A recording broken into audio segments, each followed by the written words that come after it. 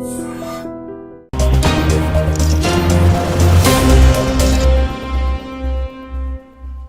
Top rankings ఉన్న యూనివర్సిటీస్లో ఎలాంటి IELTS రాయకుండా ఫ్రీ ఎడ్యుకేషన్ అండ్ స్కాలర్షిప్ అందుకోవాలంటే కాంటాక్ట్ విదేశ్ కన్సల్ట్స్. ఒకవైపు ఆంధ్రప్రదేశ్లో ఎన్నికలకు సంబంధించి ఇక వారం రోజుల్లోనో 10 రోజుల్లోనో షెడ్యూల్ రాబోతున్నట్టుగా ఒకవైపు వార్తలు వస్తూ ఉంటే, మరోవైపు టీడీపీ, జనసేన లేదా బీజేపీ ఈ కూటముల ఏర్పాట్లలో, ఈ పొత్తుల సందిగ్ధంలో, లేకుంటే ఈ సీట్ల కేటాయింపుకు సంబంధించిన కసరత్తులో అవి తలమునకలైపోయి ఉన్నాయి. అవి ఏవి కూడా ఒక రోడ్ మ్యాప్తో ఇప్పటికే ఒక యాక్షన్ ప్లాన్ను రూపొందించుకోలేకపోతున్నాయి. అదే సమయంలో ముఖ్యమంత్రి జగన్మోహన్ రెడ్డి గారు, వైసీపీ అధ్యక్షుడు జగన్మోహన్ రెడ్డి గారు అత్యంత వేగంగా నిర్ణయాలు తీసుకుంటున్నారు. ఎక్కడికక్కడ అభ్యర్థులను ప్రకటించేస్తున్నారు. కొన్ని చోట్ల సర్వేల ఆధారంగా కావచ్చు, లేకుంటే ఇతరత్ర మార్గాల ద్వారా తాను తెప్పించుకున్న సమాచారం ఆధారంగా కావచ్చు, కొంతమంది అభ్యర్థుల్ని ఆయన మీకు టికెట్ ఇవ్వడానికి సాధ్యపడదు, ఇంకొక రకంగా మిమ్మల్ని అకామిడేట్ చేస్తానని కూడా కొన్ని కాన్స్టిట్యూన్సీస్కి ఆయన చెప్పేశారు.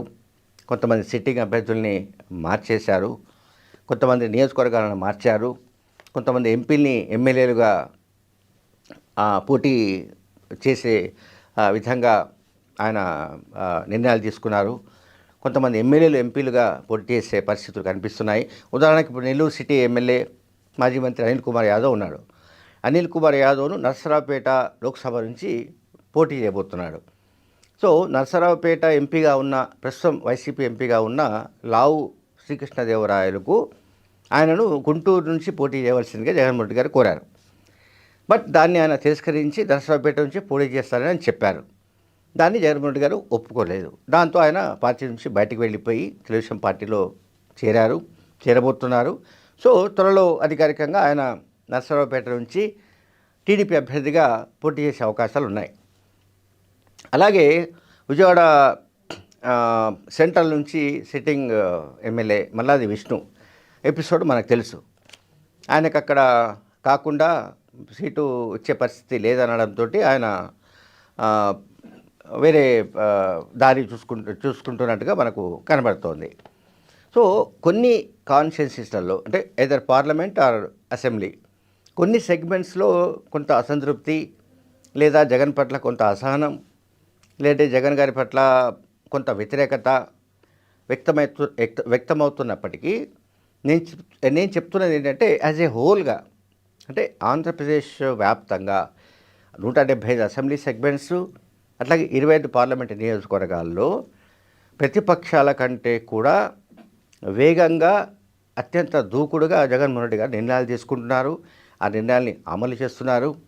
సిద్ధం అనే పేరిట సభలు కూడా నిర్వహిస్తున్నారు. ఒకటి ఉత్తరాంధ్రలో భీమిలి ప్రాంతంలో సభ నిర్వహించారు. ఆ తర్వాత కోస్టల్ బెల్ట్లో మన ఏలూరులో సభ నిర్వహించారు. నెక్స్ట్ అనంతపూర్, ఉమ్మడి అనంతపూర్లో రాప్తాడులో ఇటువంటి సిద్ధం సభ సన్నాహాలు జరుగుతున్నాయి. సో ఒకవైపు ఏమో అభ్యర్థులను ప్రకటిస్తూ, ఒకవైపు అభ్యర్థుల మార్పులు చేర్పులకు సంబంధించిన నిర్ణయాలు వేగంగా తీసుకుంటూ, ఇంకొక వైపు ప్రజలతో కనెక్ట్ కావడానికి ఇటువంటి బహిరంగ సభలను ఆర్గనైజ్ చేస్తూ జగన్మోహన్ రెడ్డి గారు చాలా స్పీడ్గా ఉన్నట్టుగా కూడా మనకు కనిపిస్తుంది. అయితే ప్రతిపక్షాలకు జగన్మోహన్ రెడ్డి గారి వేగము, ఆయన తీసుకుంటున్న నిర్ణయాలు, వాళ్లకు అంటే ప్రత్యర్థులకు, జగన్ వ్యతిరేక రాజకీయ శక్తులకు వాళ్ళ గుండెల్లో రైళ్లు పరిగెడుతున్నాయి. ఎందుకంటే జగన్ గారు ఎక్కడెక్కడైతే సామాజిక సమీకరణాల నేపథ్యంలో మార్పులు చేర్పులు చేస్తున్నారో అక్కడ తప్పనిసరి పరిస్థితుల్లో ఇప్పుడు వాళ్ళు కూడా గతంలో అనుకున్న అభ్యర్థులు కాకుండా ఇప్పుడు దాంట్లో కొంత చేంజెస్ చేయాల్సిన అవసరం వచ్చినట్టుగా టీడీపీ వర్గాల నుంచి సమాచారం అందుతోంది.